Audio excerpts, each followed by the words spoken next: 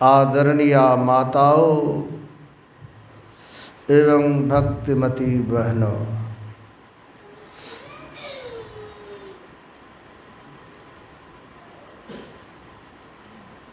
कानून के जो देवी होती है ना, उसके आँख में पट्टी लगा हुआ रहता है, आँख बांध के रहती है। तो हम लोग छोटे थे तो हम लोग हाथ से व्यंग करते थे कि कानून अंधा होता है, इसीलिए कानून की देवी आँख बांध के रहती है। लेकिन सो बात नहीं है।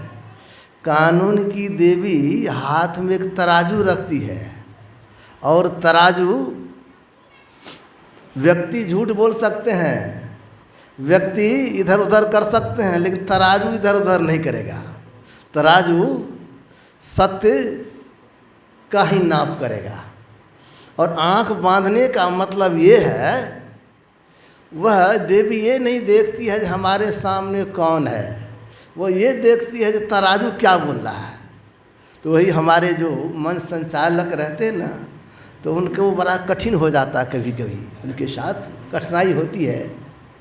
लेकिन इस बात से हम लोगों को खेद नहीं मानना चाहिए, स्वाभाविक बात है, कुछ हो जाती है बातें। तो दरअसल में संत मत सत्संग में संतों का कल्याणकारी ज्ञान को सुनाया जाता है।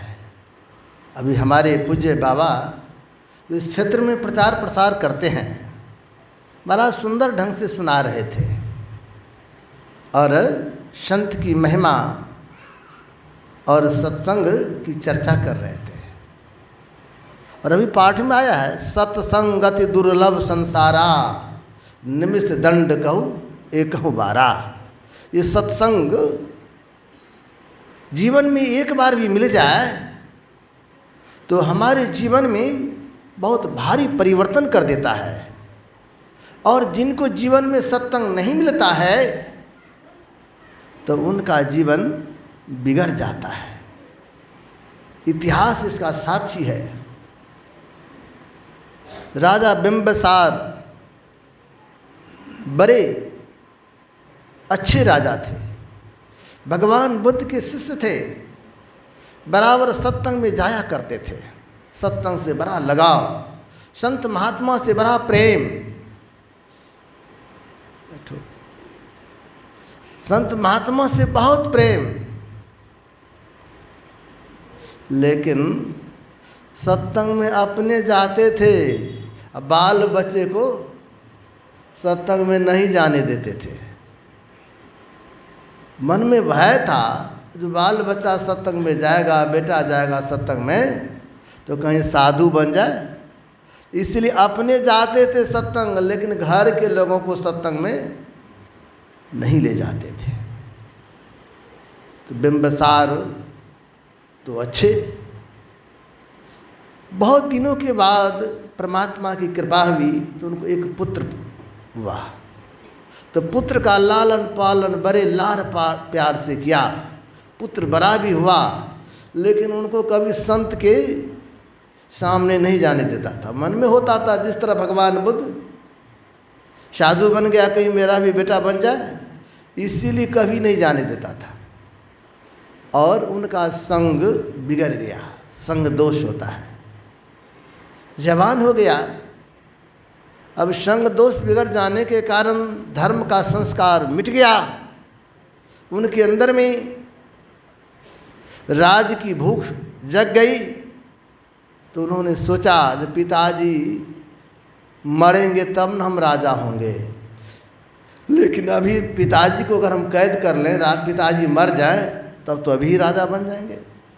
सैनिकों को मिलाया, सेनापति को मिलाया और राजा साहब को कैद कर लिया, जेल में डाल दिया।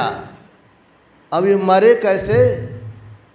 तो उनका भोजन बंद कर दिया, भोजन नहीं देता था, भोजन नहीं मिलेगा मर जाएगा। अब राजा है, जेल में चला गया, भोजन नहीं मिल रहा है, कष्ट तो होगा। लेकिन रानी कि तो पतिन है। अब रानी रोज जाती थी, छिप करके भोजन खिला देती थी। तो एक दिन अजातशत्रु ने अपने सिपाही से पूछा, क्या जी बूढ़ा है कि मर गया? तो नहीं, बूढ़ा तो नहीं मरा, अभी है। तो कैसे है? जब खाना बंद कर दिए तो जीवित कैसे है? कहा आपकी माँ आती है, लगता कुछ खिला देती है।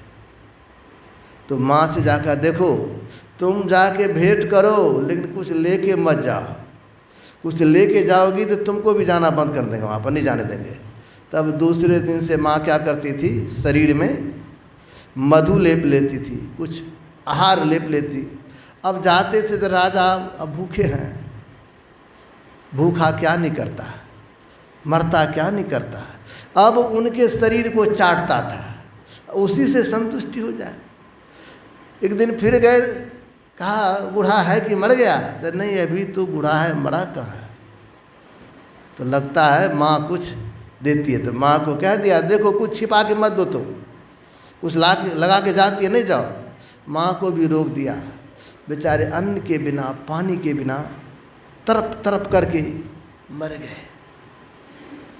संजोग देखिए, परमात्मा की कृपा। जिस दिन राजा साहब की मृत्यु हुई, उसी दिन अजातशत्रु को पुत्र रत्न की प्राप्ति हुई। तो मंत्री लोग ने विचार किया, एक तरफ एक राजा मर गए हैं, एक तरफ दूसरा राजकुमार आए हैं वंश में। तो दो सूचना है, एक शुभ समाचार है, एक अशुभ समाचार है। कौन सी सूचना दी जाए राजा साहब को?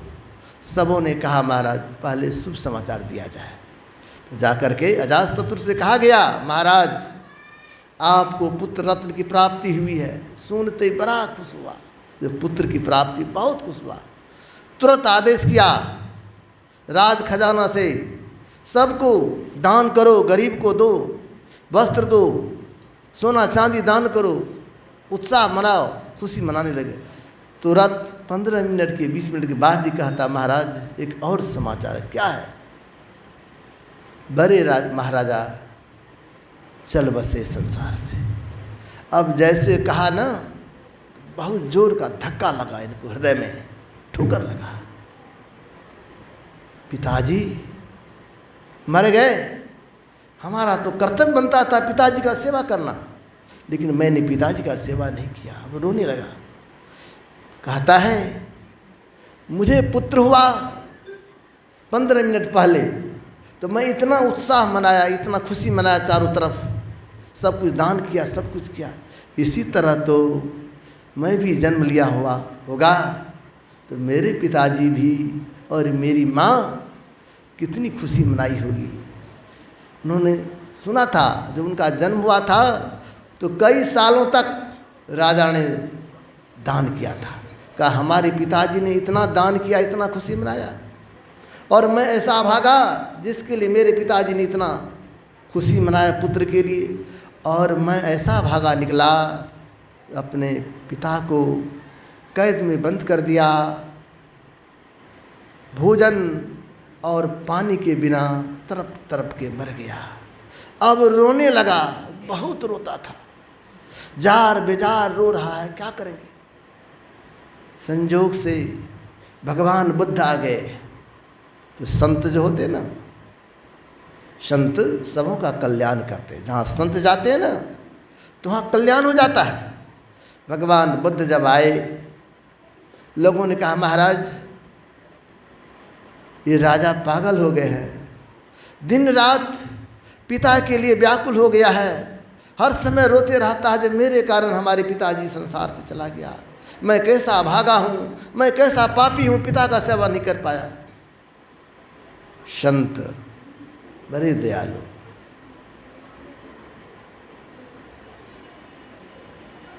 गए भगवान बुद्ध उनके सामने।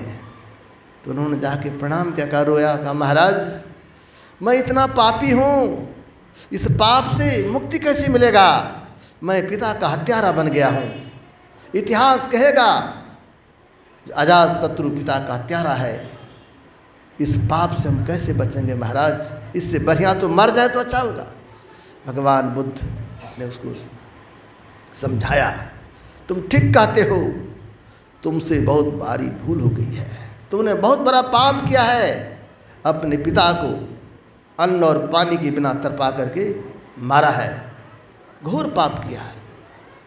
लेकिन इस पाप के पीछे तुम्हारे पिताजी का भी हाथ है।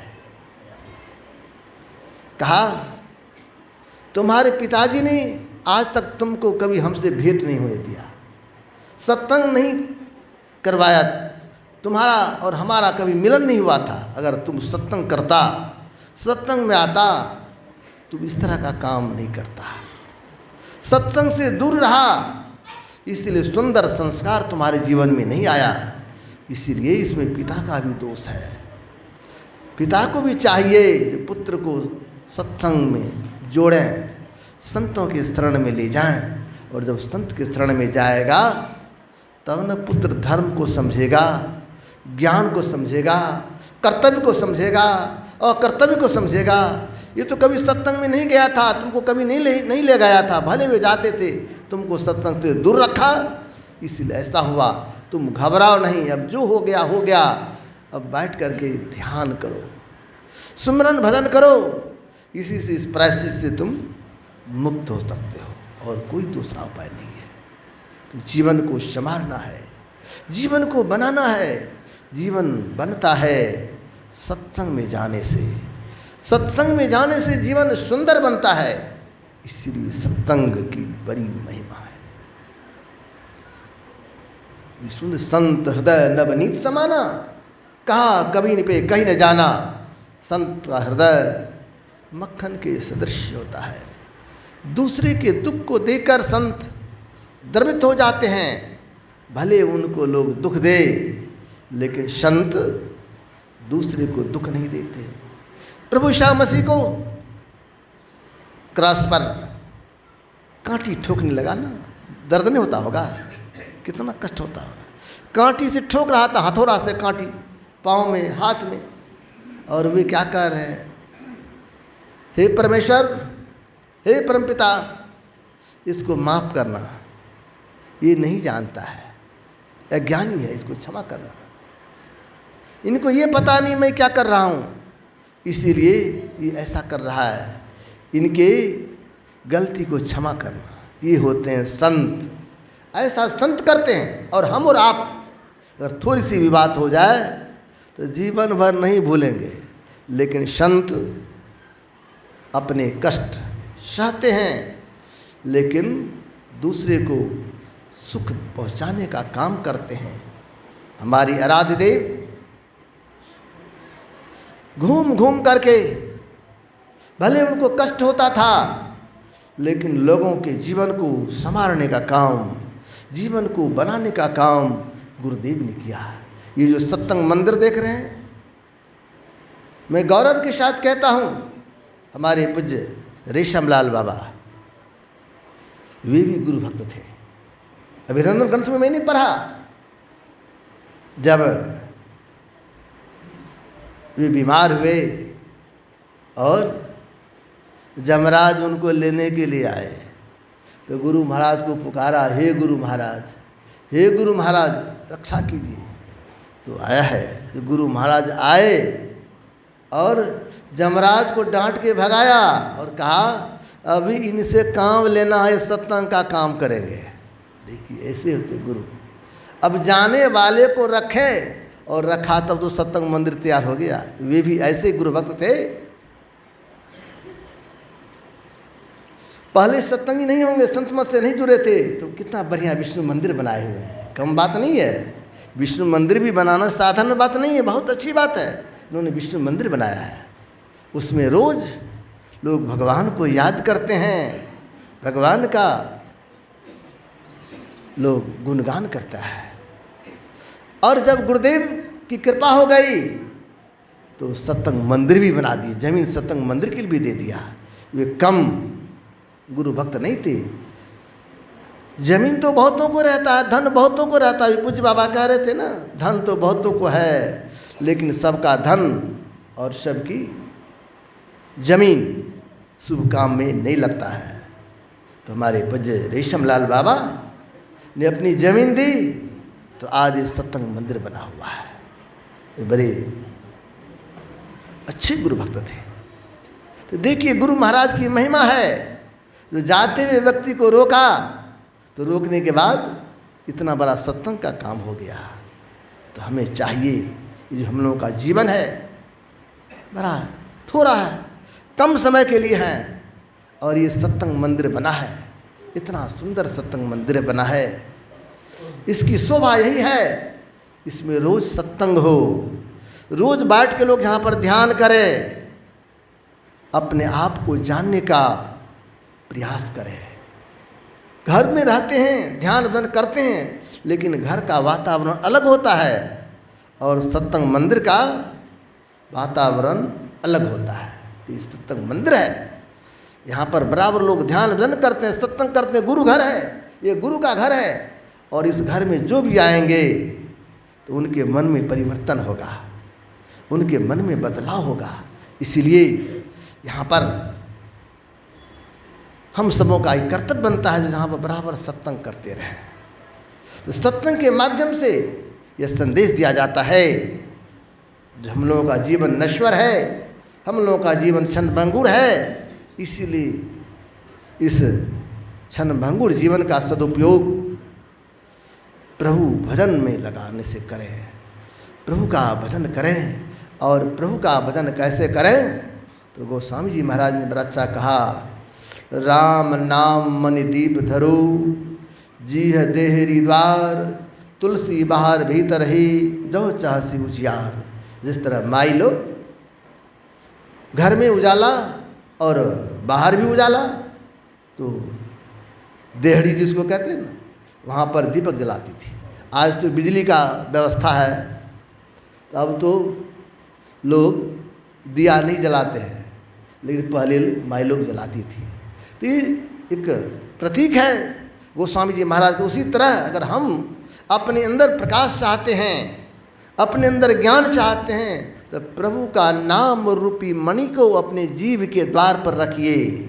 मतलब हर क्षण प्रभु को याद करते रहिए, जपते रहिए, जपते रहिए। जपते रहने से प्रभु याद आएंगे, जपते रहेंगे, इष्ट याद आएंगे। और जैसे जपने लगते हैं तो प्रभु का रूप भी सामने ख्याल में आने लगता है। स्वाभाविक बात है, जैसे ठीक ठीक जप होता है ना, तो अपने आप मानस ध्यान होने लगता है। ठीक ठीक अगर जप कीजिएगा ना श्रद्धा और प्रेम से, तो अपने आप मानस ध्यान होने लगेगा, प्रयास करने की जरूरत नहीं है। और जिनका मानस ध्यान ठीक होने लगता है, इष्ट का दर्शन होने लगता है, तो फिर आगे की भी क्रिया होने लगती है।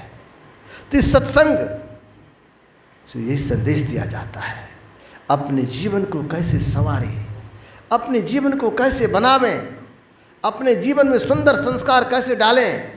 सुंदर संस्कार डालने के लिए संतों के ज्ञान को सुनिए। इसीलिए गोस्वामी जी महाराज ने कहा, सुनि समझई जन मुदित मन, मज्जहि अति अनुराग, लह चार पलछ तनो, साधु समाज त्याग। सत्संग में संतों के ज्ञान को सुनने से बहुत लाभ होता है। देखिए अभी हम लोग बैठ के सुन रहे हैं, इससे भी लाभ हो रहा है, लेकिन जो आने वाली पीढ़ी है वह भी अगर माँ के गर्भ में रहता है, लोग सत्संग में चले जाते हैं, तो उस बच्चे के ऊपर भी असर पड़ता है। यह नेपाल है, अब बगल में विराट नगर है, तो आप लोग जानते हो राजा विराट को। राजा विराट के यहाँ पांडव लोग आकर के अज्ञातवास में रहे थे, और राजा विराट की जो पुत्री थी उत्तरा, उनका विवाह किनसे हुआ? अभिमन्यु से, जो बड़ा वीर था। जब महाभारत का युद्ध प्रारंभ हुआ था, गुरु द्रोण ने चक्रव्यूह का रचना कर दिया और अर्जुन को लेके चला गया दूसरी जगह। सारे पांडव बड़े चिंतित हो गए थे, अब क्या होगा, कौन लड़ेगा। भीम बड़ा चिंतित था, युधिष्ठिर बड़े चिंतित थे। तो उधर से आ गए अभिमन्यु, 16 वर्ष का था। कहते हैं पिताजी चिंतित क्यों है, क्या बात है? कहा देखो इस चक्रव्यूह को कौन भेदन करेगा, अर्जुन के सिवा हम लोग कोई नहीं जानते हैं। क्या घबराने की बात नहीं है, मैं जाऊंगा, मैं भेजूंगा। कहा तुम कैसे सीखा जी? कहा मैं अपने माँ के गर्भ में सीखा। उन्होंने कहा मेरी माँ एक दिन पिताजी से यानी अर्जुन से बोली आप हमको चक्रव्यूह में कैसे युद्ध होता बताइए। तो वो बताने लगे, बताते बताते बताए जब हम चक्रव्यूह में प्रवेश कर गए, यहाँ तक बता दिए। इसके बाद माँ को नींद आ गई, सुभद्रा सो गई। तो सुभद्रा सो गई तो पेट में बच्चा है वो भी सो गया। तो कहा जहाँ तक घुसने तक की बात को तो हम सुने थे, अब बात बाकी को नहीं सुन पाए। तो भीम बड़ा उत्साही था, कहा था चलो बेटा तुम इधर से घुसेगा ना तो उधर से तोड़ करके हम लोग तुमको बाहर निकाले, चलो। लेकिन हुआ क्या?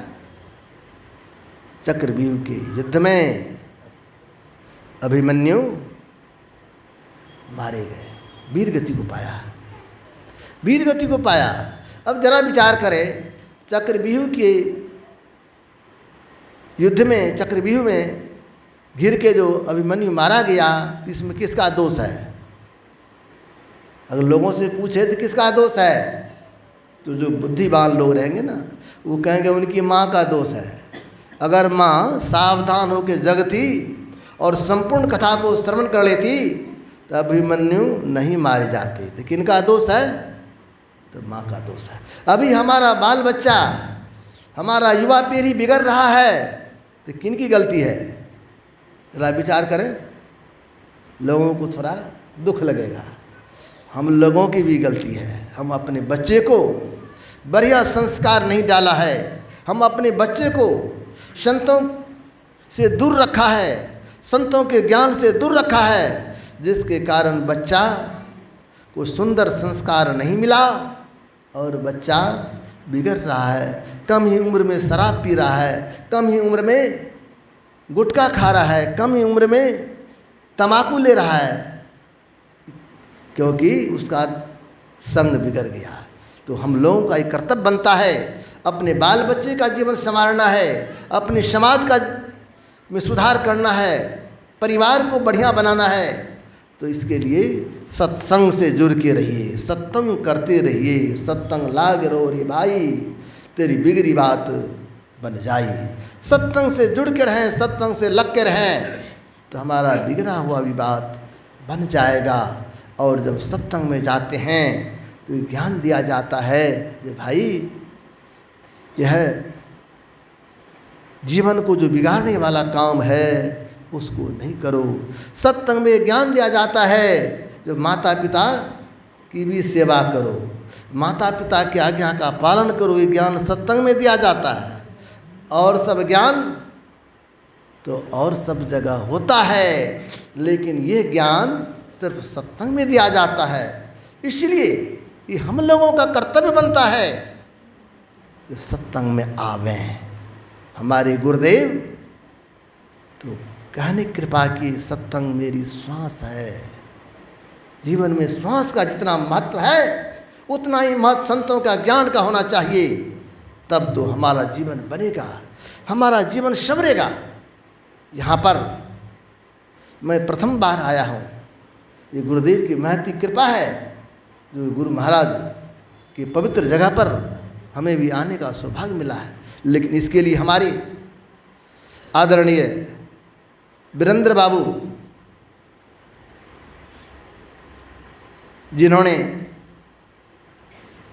मुझसे आग्रह किया जो नहीं बाबा हमारे यहाँ सत्संग होता है तो आया जाए, तो मुझे बड़ी खुशी हुई। मैं यहाँ पर आया तो मुझे बड़ी खुशी, मैं प्रथम बार आया हूँ लेकिन लगता है बहुतों बार आया हूँ। लगता है सब अपने हैं, कोई दूरी नहीं बुझाता, सबसे वैसा ही अपनत्व है। जबकि प्रथम बार मैं देख रहा हूँ सबों को, लेकिन लगता है पहले से भी देखता हूँ। इसका क्या मतलब है? इसका मतलब है हम लोग जो आपस में मिलते हैं ये आज का भेंट मुलाकात नहीं है, पहले से भी हम लोग भेंट मुलाकात करते हुए आए हैं। इसलिए आज भी हम लोग मिलते हैं तो बड़ा अच्छा लगता है। ये आप लोगों का जो प्रेम मैं देखता हूँ तो मुझे बड़ी खुशी होती है, बड़ा अच्छा लगता है। और आप लोग बड़ी श्रद्धा और प्रेम से आते हैं, गुरुदेव के ज्ञान को सुनते हैं। और मैं कहूँगा गुरुदेव के ज्ञान को सुनिए और आचरण में उतारिए। आचरण में उतारिएगा तो आपका जीवन पवित्र बनेगा, आपका समाज सुंदर होगा। और जब घर में रोज़ सत्संग करेंगे, घर में रोज़ सिमरन भजन करेंगे, ध्यान करेंगे, तो वो घर भी स्वर्ग के सदृश सुंदर हो जाएगा। सत्संग के माध्यम से सब कुछ बनता है, सब कुछ संवरता है। इसीलिए हम लोगों को सत्संग करना चाहिए। और इस सत्संग करने में जो धन लगता है, जो तन लगता है, जो मन लगता है, वही उत्तम जगह पर लगाई समझिए। इस सत्संग जग में, इस ज्ञान जग में सबों ने जिस तरह सहयोग किया है, चाहे तन से, मन से, धन से, सभी धन्यवाद के पात्र हैं। सबों के लिए मैं गुरु महाराज से प्रार्थना करता हूँ, इसी तरह सबों के मन में गुरु, सत्संग और परमात्मा के प्रति प्रेम बना रहे, जिससे सबका विशेष से विशेष कल्याण हो। और यहाँ पर ध्यान साधना शिविर भी रखा गया है। तो मैं ये कहूँगा, जो कोई यहाँ पर ध्यान में बैठे हैं, थोड़ा थोड़ा भी ध्यान भजन किए, सुमिरन भजन किए हैं, तो कुछ न कुछ उसका संस्कार, उनकी पूंजी उनके अंदर ज़रूर जमा हुआ है। भले हमें दिखाई नहीं पड़ता है, लेकिन कुछ न कुछ हुआ है। संत कबीर साहब ने कहा, भक्ति बीज बिन से नहीं, जो जुग जाए अनंत, ऊंच नीच घर जन्म ले, तो संत को संत, भक्ति बीज पलटे नहीं, आए परे जो चोल, कंचन जो विष्ठा परे, घटे नता को मोल। जो कोई यहाँ पर थोड़ा थोड़ा भी ध्यान भजन किए हैं, तो उनके अंदर वो भक्ति का संस्कार पड़ा है। उस संस्कार का अंत नहीं होगा। मैं चाहूँगा अपने अपने घर जाएं और घर में भी जो अभ्यास किए हैं, इस अभ्यास को बरकरार रखें। घर में भी रोज़ सत्संग करते रहें, थोड़ा थोड़ा ध्यान करते रहें, तो कल्याण होगा, जीवन सुखमय बना रहेगा। जो जही पंथ चले मन लाई, तो हरि काहे न होय सहाई। जो जिस रास्ते पर चलते हैं ना, तो परमात्मा उनकी मदद करते हैं, गुरुदेव उनकी रक्षा करते हैं। गुरु सदैव हम लोगों के साथ रहते हैं। हम लोगों को गुरु पर विश्वास करना चाहिए, और जब गुरु पर विश्वास रखेंगे तो गुरु भी हम लोगों की रक्षा करते रहते हैं। इसीलिए हम लोगों को चाहिए कि गुरु महाराज के बताए हुए ज्ञान पर चलें। संत मता बिनु गति नहीं, सुनो सकल दे कान, जो चाहो उद्धार को बनो संत संतान। कहते हैं, अगर अपना कल्याण चाहते हैं, संत संतान बने, मतलब संतों के शरण में जाएं, अपने आप को संतों के शरण में समर्पित करें और उनके ज्ञान को अपने जीवन में उतारें। अपने जीवन में उतारेंगे तो यह लोक और परलोक दोनों सुखमय बनेगा। हम लोग के बीच हमारे पूज्य वयोवृद्ध दरोगी बाबा, जो ज्ञान वृद्ध हैं, उम्र वृद्ध हैं, और अनुभव जन ज्ञान इनके पास बहुत है, तो मुझे बड़ी खुशी होती है। बगल में हमारे रामदेव बाबा हैं, इधर भी हमारे बगल में राजेंद्र बाबा हैं, एक और बाबा हैं, और सब अखिलेश बाबा हैं। ये सब जितने हैं, सब गुरु महाराज के, सब गुरु महाराज के अंग हैं, और गुरु महाराज के ज्ञान को पूर्ण करने में सब लगे हुए हैं। और हमारे बीच हमारे आदरणीय कुंदन बाबू और कुंदन बाबा है, दोनों है, 2 in 1 है। बड़ा अच्छा है, कहीं एक रहता है 2 in 1 है। बाबा भी हैं और बाबू भी। स्कूल में जाते हैं तो बाबू बनते हैं, आज आश्रम में रहते तो बाबा बनते हैं। तो अच्छी बात है, बड़ी गौरव की बात है। ये यहाँ के केंद्रीय समिति जो है, केंद्रीय नेपाल केंद्रीय संतोष सत्संग समिति, जिसके तत्वाधान में आज सत्संग संपन्न हो रहा है, मैं समिति वाले के जितने पदाधिकारी सदस्यगण हैं, सबों को शुभकामना देता हूँ।